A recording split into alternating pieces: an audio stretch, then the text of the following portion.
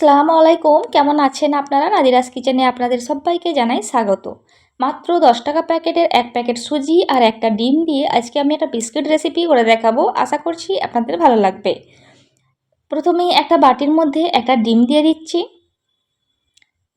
তার মধ্যে দিয়ে দিচ্ছি 30 গ্রাম মতো চিনি। আপনারা চাইলে চিনিটা কম বা বেশি করতে পারেন।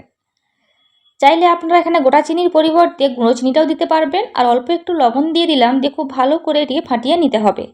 যতক্ষণ না চিনিটা খুব ভালো করে ডিমের সাথে মিশে যাচ্ছে ততক্ষণ আমি ফাটিয়ে নিচ্ছি। 2টা এলাচের বীজকে একটু গুঁড়ো করে নিয়েছি, সেটিকেও দিয়ে দিলাম, এতে করে সুন্দর একটা গন্ধ আসবে।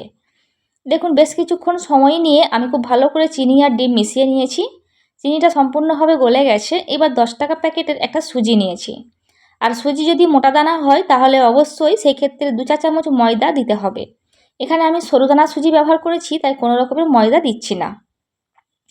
পুরো সুজিটা একবারে দেওয়া যাবে না, অল্প অল্প করে দিয়ে মিশিয়ে নিতে হবে। আপনারা হয়তো দেখেই বুঝতে পারছেন। অল্প অল্প করে সুজিটা দিয়ে আমি সম্পূর্ণভাবে মিশিয়ে নিচ্ছি। দেখুন সম্পূর্ণ সুজিটাই আমার দেওয়া হয়ে গেছে। এবার খুব ভালো করে এটিকে মিশিয়ে নিতে হবে।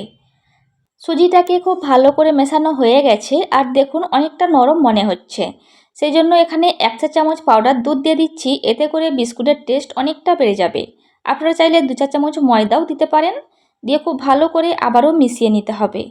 দেখুন সুজিটা সম্পূর্ণভাবে মাখা হয়ে গেছে। এইবার এটিকে 30 মিনিটের জন্য রেস্টে রাখছি। 30 মিনিট পর আপনাদের দেখাচ্ছি। 30 মিনিট রেস্টে রাখার ফলে সুজিটা বেশ কিছুটা ফুলে যাবে। 30 মিনিট পর নিয়ে চলে এসেছি। এরপর একটা চা চামচ নিয়েছি, চা চামচের মধ্যে একটু তেল লাগিয়ে নিচ্ছি। আর একটা ছোট চামচ নিয়েছি, তাতেও খুব ভালো করে তেল লাগিয়ে নিয়েছি। তারপরে এভাবে ছোট ছোট করে লেচি কেটে নিচ্ছি। এই চামচ দিয়ে কাটার ফলে প্রত্যেকটা বিস্কিটের সাইজ একই রকম হবে। আমি হাতেও কিন্তু খুব ভালোভাবে তেল লাগিয়ে নিয়েছি। তারপর হাত দিয়ে এভাবে একটু চ্যাপ্টা করে দিচ্ছি। তারপর একটা চামচ দিয়ে একটু ডিজাইন করে দিচ্ছি। আপনারা চাইলে ছুরি দিয়েও এই ডিজাইনটা করতে পারবেন। আমি আপনাদের দেখানোর জন্য বেশ কয়েকটা আগে বানিয়ে নিচ্ছি, কিন্তু এগুলো বানিয়ে কোনো পাত্রে রাখা যাবে না, ডাইরেক্ট তেলের মধ্যে দিতে হবে। না হলে পাত্র থেকে তোলার সময় এর শেপটা নষ্ট হয়ে যাবে। আমার রেসিপি যদি আপনাদের ভালো লেগে থাকে, আপনারা ইউটিউব থেকে দেখে থাকলে আমার চ্যানেলটি সাবস্ক্রাইব করতে পারেন। আর ফেসবুক থেকে দেখে থাকলে আমার পেজটিকে ফলো করতে পারেন। সম্ভব হলে আত্মীয় পরিজনদের মধ্যে আমার রেসিপিগুলি শেয়ার করতে পারেন। এইবার গ্যাসের উপরে একটি কড়াই বসিয়ে দিয়েছি। আর তার মধ্যে দিয়ে দিচ্ছি বেশ কিছুটা সাদা তেল। তেলটা যখন মিডিয়ামভাবে গরম হবে তখন আমি এই বিস্কিটগুলি তেলের মধ্যে দিয়ে দেবো। গ্যাসের ফ্লেমটা এই পর্যায়ে মিডিয়াম টু লো এর মাঝামাঝিতে রয়েছে। খুব বেশি হাই ফ্লেমে ভাজলে হবে না, তাহলে খুব তাড়াতাড়ি এগুলি পুড়ে যাবে। গ্যাসের ফ্লেম মিডিয়াম টু লো এর মাঝামাঝিতে রেখে এগুলি ভেজে নিতে হবে। কাঁচা অবস্থায় একেবারেই উল্টানো যাবে না। এক পিঠটা হওয়ার পর তারপর অন্য পিঠটাকে উল্টাতে হবে। 3 থেকে 4 মিনিট সময় নিয়ে আমি এগুলিকে ভেজে নিচ্ছি, তারপর আপনাদের দেখিয়ে দিচ্ছি।